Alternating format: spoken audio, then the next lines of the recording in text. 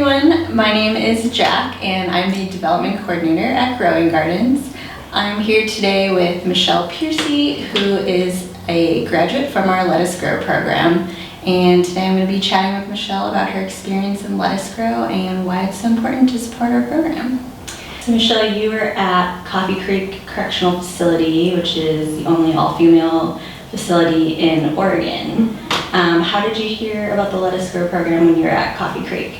I heard about it through another gardener who I was kind of friends with. When it was yard time, I would sit out in the yard and ask her questions about her garden, and so she talked to Rima. Rima asked me if I wanted to take classes, and so Rima let me take classes before I actually became a gardener. And what classes did you end up taking in Let Us Grow? I took the sustainable gardening through Oregon State University, and then I took greenhouse management, plant diagnostics and diagnosis, and seed to supper, which I also ended up teaching some of the seed to supper classes. Awesome. And what was your favorite class that you took? The greenhouse management. What did you like about greenhouse management? I just like all the different aspects of the build, like from the ground up, like what if you want to use passive solar greenhouses, or if you want to use solar panels. There's so many different variables that go into building a greenhouse depending on what you're using it for. And I think I'm just very scientific. And so I like the whole building it from scratch and customizing it to exactly what I needed. And just learning about how the different types of materials that you use affect the environment. It was just super interesting to me. That's so awesome. So I had the chance to visit Coffee Creek, and that's the first time that I met you. And I loved learning about everyone's personal garden plots that they have at Coffee Creek. And you got to design your own, is that right? Yes. Do you want to tell us a little bit about how you designed your garden? Yeah, so my garden plot was more of a wildlife habitat. I purposely grew things that would attract pollinators, that would support just the little mini ecosystem in my garden. It gave the birds a place to nest, in the center of my garden, places for them to nest. And everything was welcome in my garden, including the voles. They could eat whatever they wanted. It was just like, it was my little forest, my little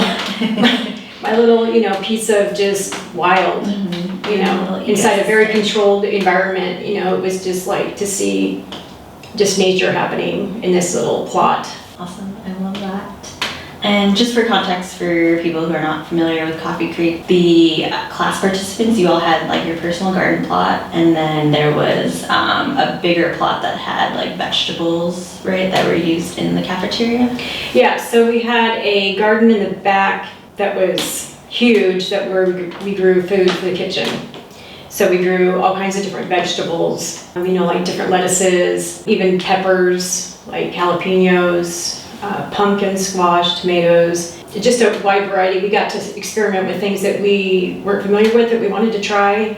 We were able to plant and use and try to introduce the other girls to a new vegetable that they might not be familiar with. So what was the most impactful part for you being a participant in the Let Us Grow program? Just having a place to go and being not judged. Anytime we were in class or we were with the group, it was we could just be ourselves. We weren't it didn't feel like we were in a uniform. Rima was really great about talking to us as human beings, because we are human beings, and reminding us that, hey, you guys have great ideas. Hey, we all want to learn. Forget about the chain link fence or the barbed wire that you see all the time. Let's focus on this. And that we all had value and purpose, no matter what that was, even if it was just a garden while we were there. She was very supportive of all that. So it's amazing. Yeah. And how's that helped you since you've been out of Coffee Creek? Well, taking the classes built my confidence to go back to school, because I was 51 when I went in. I'll be 54 in December. And I hadn't been in school in years. I got pregnant and had my first daughter at 17, so I didn't finish school. I ended up getting my GED. So for many years, I just felt like college wasn't an option, because I felt like I failed school. And so just taking those classes, knowing that they're Oregon State University extension classes, and they're the same curriculum. It's not dumbed down for us. It's the same curriculum. So now I'm starting school in January at Portland State University. That's amazing. And I feel confident knowing that I can do it, I can achieve that. That's amazing. Yeah. You mentioned before kind of the healing and mental health aspects of just gardening in general and maybe the Let Us Grow program. Can you talk a little bit more about that?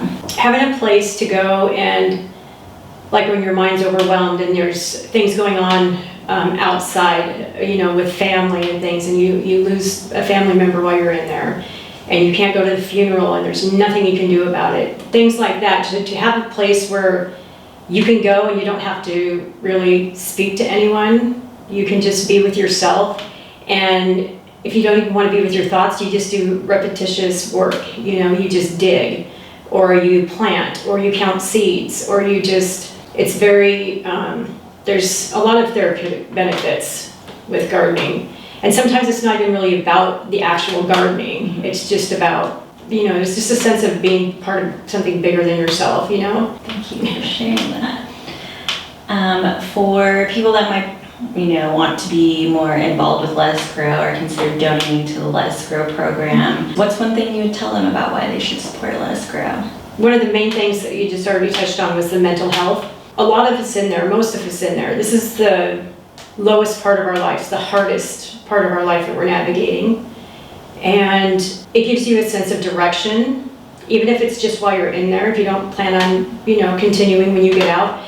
But it really is something that saves you emotionally, mentally, and physically from just getting stuck in the daily routine and getting caught up in drama and things like that. And so to have something where, you know, some of the girls have never been to school, period, and then they take these classes, and they realize that they can do it. You know, like you see the little light bulb go off, and when they take to it, that's all they want to do. And so to be able to be outside in that space, especially during COVID, we had to go out and tend the garden because we grew food for the kitchen. And because we weren't around another group, we were allowed to go out and do that. That's really what got me through. Not being able to support each other as women was very frustrating.